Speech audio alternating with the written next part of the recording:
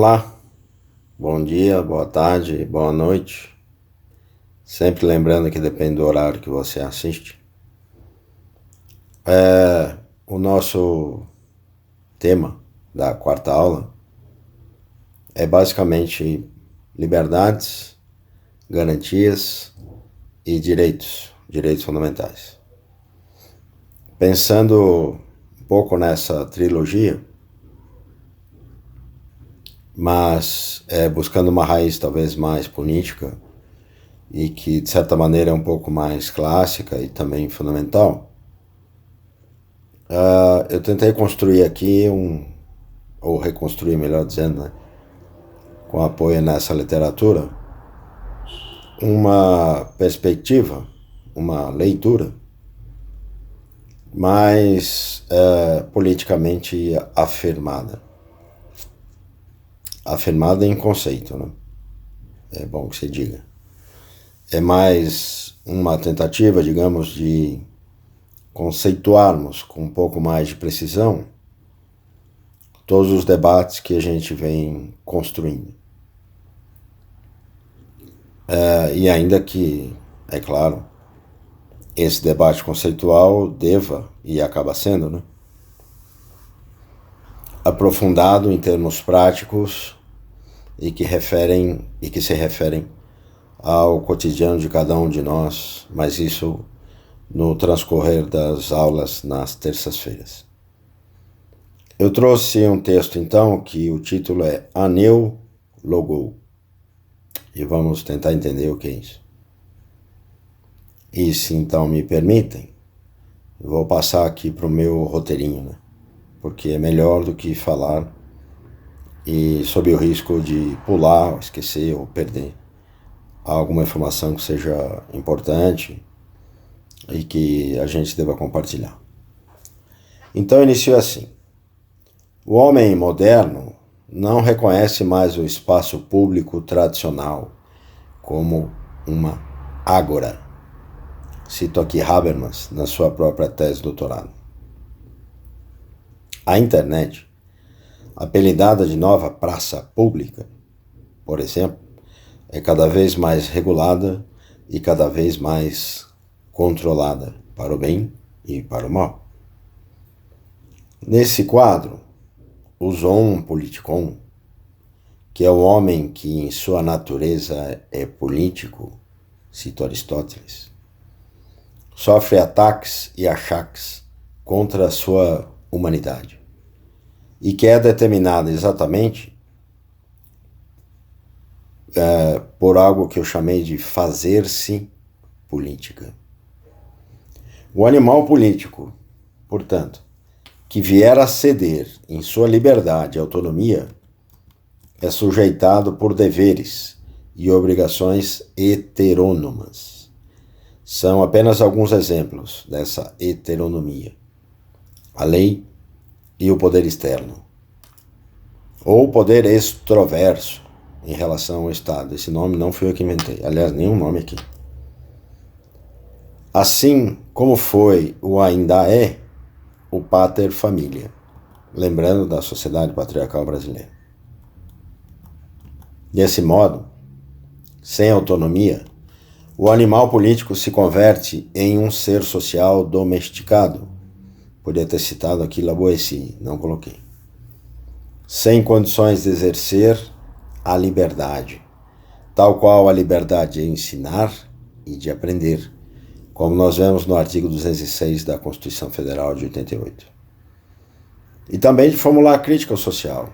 E, obviamente, esse indivíduo se vê incapaz de fazer uso pleno do direito à autoafirmação. Portanto, é um ser social incompleto, né? Pouco participativo e, no mais das vezes, sobretudo no âmbito do trabalho, é reativo. O ser social, esvaziado de seu potencial de fazer-se política, ou seja, um não animal político, não é capaz de reconhecer a si mesmo e, portanto, coloca-se distante da própria educação para a cidadania, a sua, inclusive, Cito Canivês. É um ser social que sequer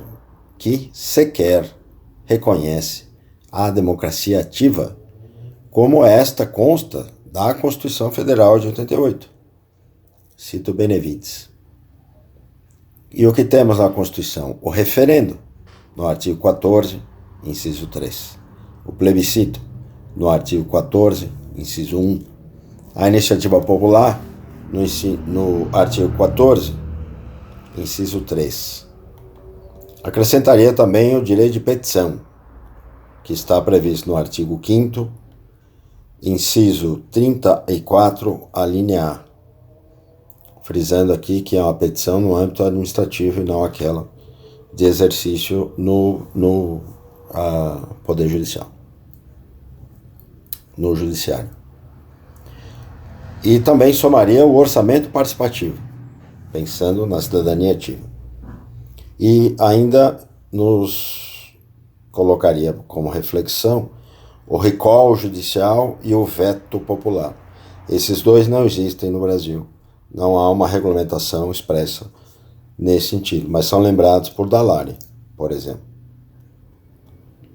Portanto, o fazer política é um remédio jurídico, ou é o remédio jurídico mais apropriado para o exercício da liberdade, a consecução da cidadania democrática e a própria fruição do direito.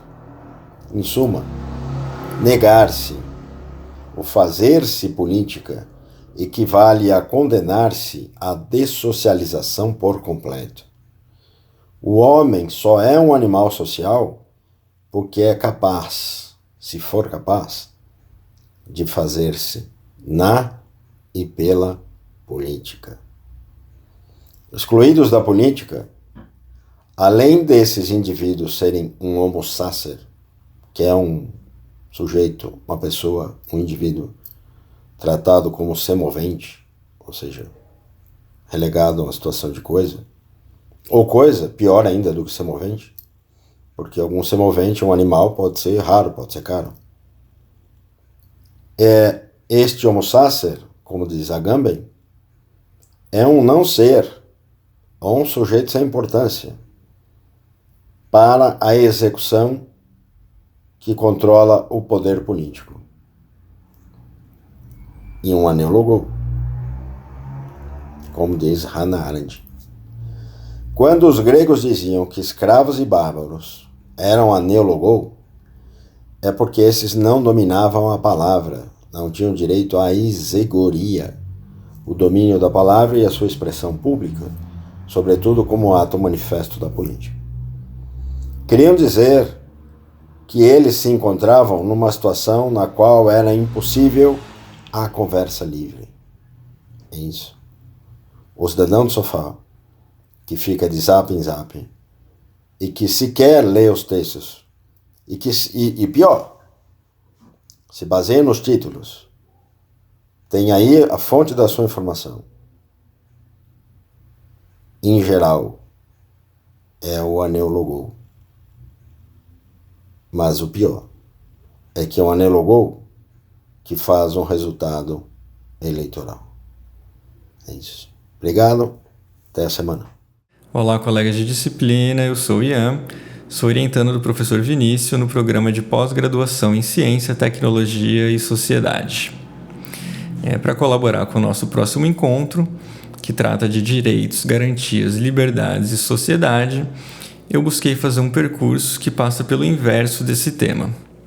Afinal, para falarmos de direitos, garantias e liberdades, é também preciso discutir poder, controle e vigilância. Então eu vou falar sobre esse tema a partir de algumas ideias que estão encontradas no texto Post-Scriptum sobre as sociedades de controle. Esse texto é um texto do Deleuze que está no livro Conversações. E eu também vou falar de algumas ideias que estão presentes no livro Vigilância Líquida. Esse livro ele é escrito como uma forma de diálogo entre o Bauman e o David Lyon. Para a gente se contextualizar, vou falar um pouquinho sobre cada um desses textos.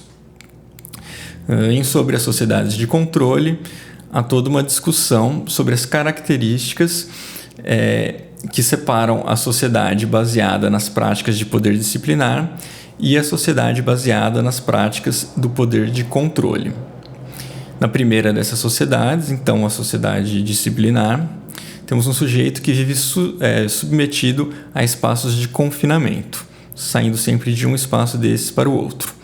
Família, escola, caserna, fábrica, hospital e talvez o mais estudado desses aí, a prisão.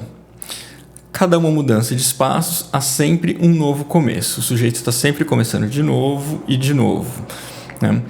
Na segunda sociedade mencionada, o molde do confinamento ele vai dar lugar à modulação do controle. É uma mudança de estatutos da fábrica para a empresa, do controle gerencial para o executante individual. Então, se antes a gente estava sempre começando de novo, agora a gente nunca termina nada. A formação é sempre continuada, a separação entre a escola e a empresa é tênue, o serviço se estende para além das horas que a gente estava acostumado. Então, essas são algumas das características da sociedade de controle. Agora, saindo um pouquinho da definição da sociedade de controle, mas nem tanto, vamos falar de uma característica que está bastante presente na nossa sociedade. Essa característica é a vigilância. Então, voltando, pensando um pouquinho no poder disciplinar, como que a gente pode exercer o poder disciplinar? Uma dessas formas está na vigilância, e principalmente numa forma bastante estudada, que é uma forma arquitetônica, mas que também se torna metafórica, do panótipo, né? O panótipo foi primeiro descrito por Bentham e depois por Foucault. E por que ele funciona? Nas próprias palavras do Foucault, quem está sujeito a um campo visual e sabe disso, assume responsabilidades pelas limitações do seu poder, né?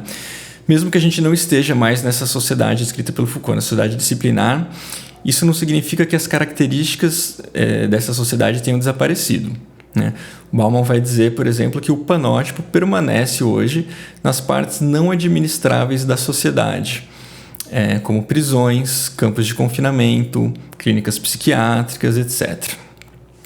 Além disso, o panótipo também se desdobra em outras estruturas, como o banótipo, né? Por meio de grandes bases de dados integradas, esse dispositivo opera criando perfis de minorias indesejadas e também normalizando os grupos não excluídos. Então, se antes o panótipo cercava e prendia o indivíduo para dentro, a ideia do banótipo é banir o indivíduo para fora. Então, desde os shopping centers até as fronteiras entre as nações, a ideia é antecipar, como no filme Minority Report, os comportamentos indesejados. Então é isso, pessoal. No próximo encontro a gente vai desenvolver um pouco mais dessas ideias de poder, controle e vigilância. Espero que a gente tenha uma discussão legal e a gente se vê por lá. Um abraço.